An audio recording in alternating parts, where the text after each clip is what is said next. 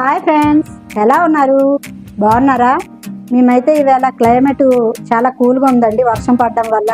అందుకని మేము దోశలు వేసుకుంటున్నామండి. చూడండి, దోశలు వేస్తున్నాము.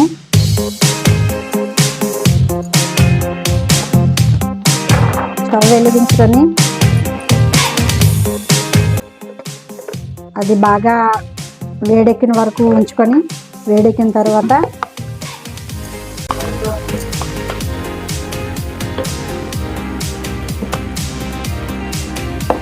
దోశను వేసుకోవాలండి.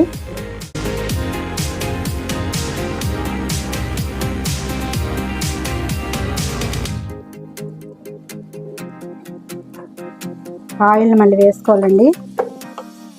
చుట్టూ ఆయిల్ వేసుకుంటే దోశ నీట్గా వస్తుందండి, తీసేటప్పుడు మంచిగా వస్తుందండి.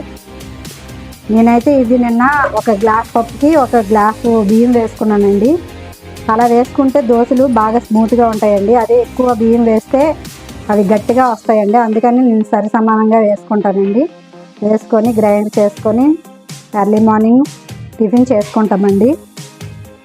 బయట టిఫిన్ తెస్తే అది హెల్త్కి బాగోదని మేము ఇంట్లోనే ప్రిపేర్ చేస్తామండి టిఫిన్ని.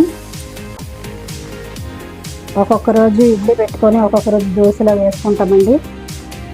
చూడండి,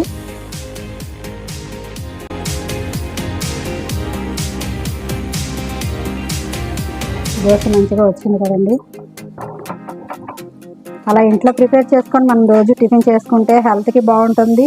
నెక్స్ట్ మనకి డబ్బులు కూడా ఖర్చు కొంచెం తగ్గుతుందండి. బయట టిఫిన్ చేస్తే ఖర్చు ఎక్కువ అవుతుందండి. అందువల్ల మేము ఎప్పుడు ఇంట్లోనే టిఫిన్ ప్రిపేర్ చేస్తామండి. చూడండి ఫ్రెండ్స్, దోశ మంచిగా రెడీ అయింది, స్పైసీగా మంచిగా రెడీ అయింది ఫ్రెండ్స్. ఇలా చేసుకొని దీన్ని ఒక బౌల్లో తీసుకోవాలి, ప్లేట్లో తీసుకొని కొబ్బరి చట్నీ వేసుకొని, కొబ్బరి చట్నీ చేశానండి. దోశకి కొబ్బరి చట్నీకి కాంబినేషన్ బాగుంటుందండి. చూడండి, వేడి వేడి దోశ రెడీ. దీనికి కాంబినేషన్ కొబ్బరి చట్నీ అయితే బాగుంటుందని మేము కొబ్బరి చట్నీ ప్రిపేర్ చేశానండి. ఈ వీడియో చూసి లైక్ చేయండి. మీ ఫ్యామిలీ మెంబర్స్కి, మీ ఫ్రెండ్స్కి అందరికీ షేర్ చేయండి. అలాగే సబ్స్క్రైబ్ చేయండి. Thank you friends. మరిన్ని అప్డేట్స్ కోసం మా ఛానల్ని సబ్స్క్రైబ్ చేయండి. అలాగే పక్కన ఉన్న గంట సింబల్ని ప్రెస్ చేయండి.